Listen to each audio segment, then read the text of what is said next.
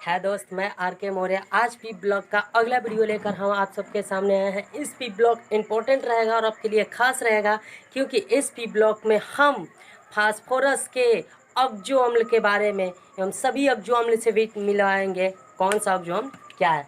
तो देखिए, सबसे पहले फास्फोरस का अब्जो अम्ल, तो ये नीचे है। फास्फोरस का मुख्य प्रकार से 6 अब्जो अम्ल है, जो है 6 गो अब्जो अम्ल है। देखिए, पहला ऑर्थोफॉस्फोरिक अब्जो अम्ल, उसका H3PO4 होता है। दूसरा ऑर्थोफॉस्फोरिक अम्ल H3PO3 होता है।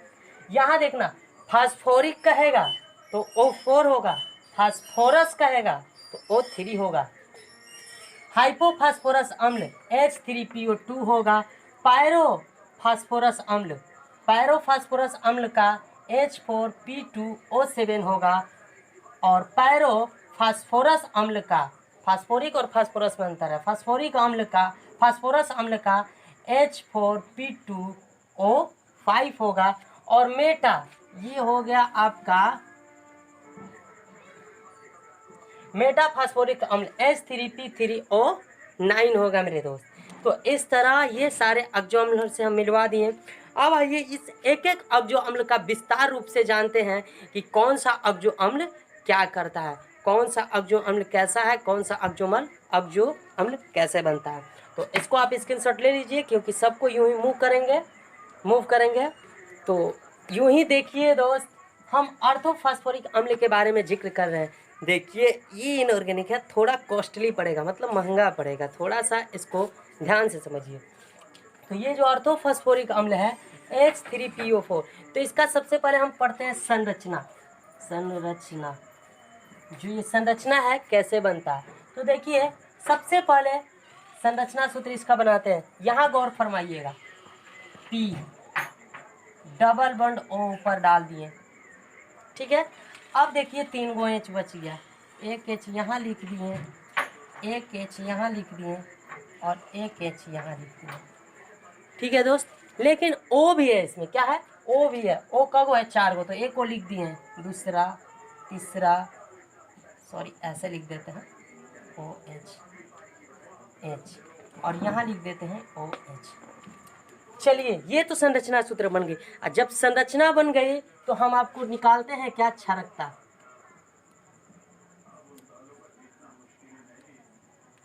क्षारकता यानी क्षारकता को N फैक्टर कहते हैं, FACTE। इस क्षारकता को इंग्लिश में N फैक्टर कहते हैं। और क्षारकता कहते किसको है, तो जो जितना अधिक लोन पेयर दे दे उसको हम क्या कहते हैं, क्षारकता कहते हैं। कितने बार हम आपको इस वीडियो में क्षारकता के बारे में बता दिए, जो जितना बार लोन पेयर दे दे उसे हम क्षारकता कहते हैं। तो आइए देखते हैं इसमें कौन कौन सा लोन पेयर देता है। तो इसको दोस्त, ये देखिए, जब इन दोनों के बीच जब बंध बनता है, जैसे देखिए O और H, यहाँ गौर कीजिएगा, O और H, तो एक अणु इसका यहाँ है और एक अणु इसका यहाँ है। तो आपको फंक्शनल प्रेसी बताया था महान शक्तिशाली इलेक्ट्रोनेगेटिव तत्वों को। तो ये क्या करता है, ये O, भैया इसको भूख लगा है पूरा और इसके पास खाने का नहीं है और ये देख रहा है इसके हाथ में है, तो क्या करेगा, उसका छीन लेगा। तो ये वाला क्या करता है, इस पॉइंट को छीनता है और इसको यहाँ के बजाय, देखो यहाँ बताते हैं, ये वाले बिंदु को वहाँ के बजाय यहाँ डोनेट कर लेता है,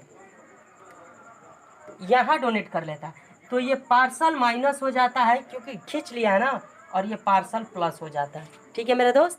तो यही वीडियो समझ, यही मतलब समझ। और जब H किसी को दे दिया तो स्वयं अपना इलेक्ट्रो एकाकी युग्म को शेयर कर सकता है। तो इस तरह ये भी H बाहर निकल जाएगा और ये भी H बाहर निकल जाएगा और ये भी H बाहर निकल जाएगा। डेल्टा प्लस, सॉरी आप पार्स से प्लस समझिए, पार्स प्लस, और इस पे हो जाएगा पार्स माइनस, इस पे हो जाएगा पार्स माइनस और इस पे हो जाएगा पार्स प्लस, और इस पे डेल्टा प्लस, सॉरी, और इस पे पार्स माइनस। तो इस तरह कितना H प्लस बाहर निकला, 1 2 3 गो H प्लस बाहर निकला, मतलब कि N फैक्टर, यानी कि क्षारकता कितना होगा, क्षारकता 3 होगा। अब आप इसके क्षारकता भी समझ लिए। तो क्षारकता समझ लिए, तो एक चीज और समझ जाइए ना दोस्त, इसका प्रसंकरण बताएं भैया। तो प्रसंकरण के लिए एक चीज आपको कहते हैं दोस्त, सिग्मा बंध प्लस एकाकी युग्म। ये ध्यान दीजिए, जब भी प्रसंकरण पूछता है तो लिखिए सिग्मा बंध, सॉरी सिग्मा बंध प्लस एकाकी युग्म।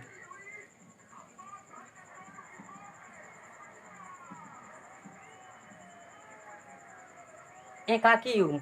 तो देखते हैं सिग्मा बंध, यानी सिग्मा बंध सिंगल बंध को कहते हैं। तो देखा जाए किसको है, 1 2 3, 3 गो है, एक यहाँ है।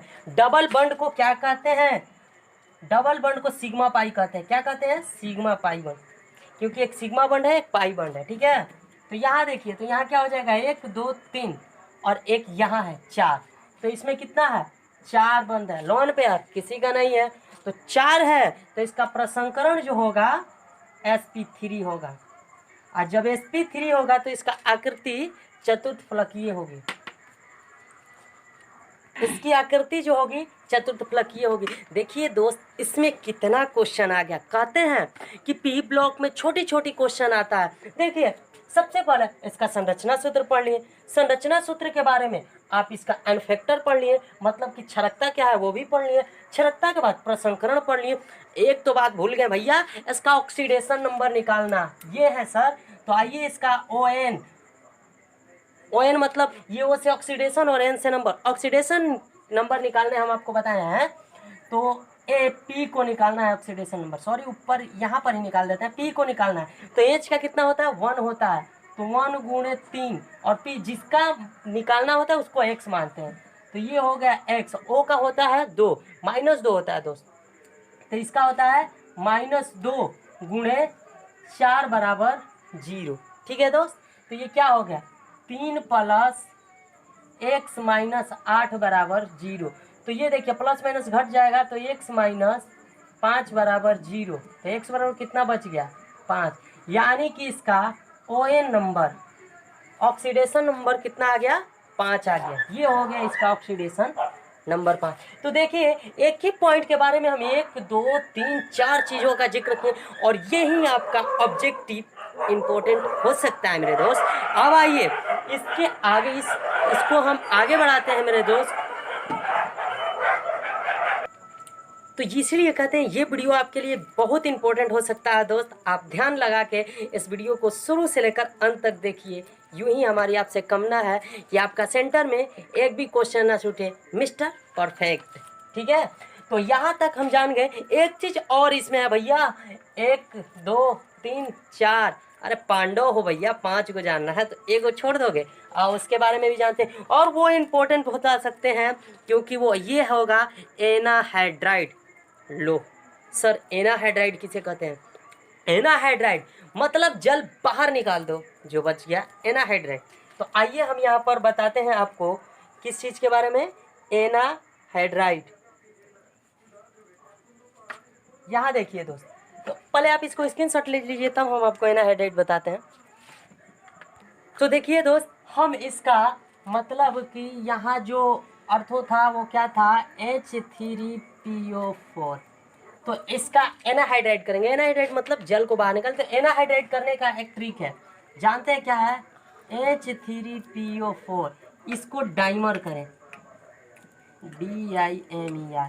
डाइमर मतलब डबलिंग कर दें। तो डबलिंग करेंगे तो क्या हो जाएगा दोस्त, H6P2O8, और डाइमर करके अत्यधिक जल को बाहर निकाले। डाइमर करे, जल निकालो, जल निकालो। ये ट्रिक है दोस्त, ये एनाहाइड्राइड का ट्रिक है। एनाहाइड्राइड का ट्रिक मतलब डाइमर करो जल निकालो, डाइमर करो जल निकालो, एनाहाइड्राइड बन जाएगा। भूलना मत, एनाहाइड्राइड डाइमर करो जल निकालो, ठीक है, डाइमर करो जल निकालो। ये ट्रिक याद रखिएगा तो आपको एनाहाइड्राइड कंप्लीट रहेगा। आओ दोस्त देखो, इसको डाइमर किए ऊपर से नीचे, मतलब डबलिंग कर दिए, 3 4 8, रोके होगा, 3 6 1 2 4 8। तो इसमें क्या करें, जल के अणु को हम क्या कर दिए, निकाल दे। अब देखो दोस्त, आपको तो एक तो बात पता है ना दोस्त, जल बनाने के लिए हमें क्या करना चाहिए, 2 हाइड्रोजन 1 ऑक्सीजन, 2 हाइड्रोजन 1 ऑक्सीजन। याद करना, जल बनाने के लिए 2 हाइड्रोजन 1 ऑक्सीजन, 2 हाइड्रोजन 1 ऑक्सीजन। तो देखिए दोस्त, ये 2 हाइड्रोजन और 1 ऑक्सीजन ये मिलकर क्या बनाता है, जल, जल बनाता है। तो देखिए यहाँ पर कितना हाइड्रोजन है, तो भैया 6 हाइड्रोजन है, 6 गो हाइड्रोजन रहेगा तो ऑक्सीजन कौ गो रहेगा, 3 गो। अत्यधिक 3H2O, जल की संख्या बाहर निकल। तो यहाँ पर देखो दोस्त, यहाँ पर जब 6 ऑक्सीजन है तो यहाँ पर 3, मतलब 6 हाइड्रोजन है तो कितना ऑक्सीजन होगा, 3 ऑक्सीजन। मतलब कि इसमें 3% मतलब 3 जल के अणु को बाहर हम निकाल सकते हैं। तो जब 3 जल के अणु को बाहर निकाल दिया तो देखो क्या बचते हैं, मतलब यह जो हाइड्रोजन है कैंसिल हो गया, P2 हो गया। अब जब P2 हो गया तो ये कितना बचा, ओ 3 को निकल गया तो कितना बचा, P2O5।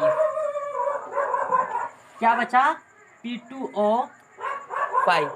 ये दोस्त जो बच गया आपको बचा P2O5। तो इसको भी डाइमर करें, क्या करेंगे,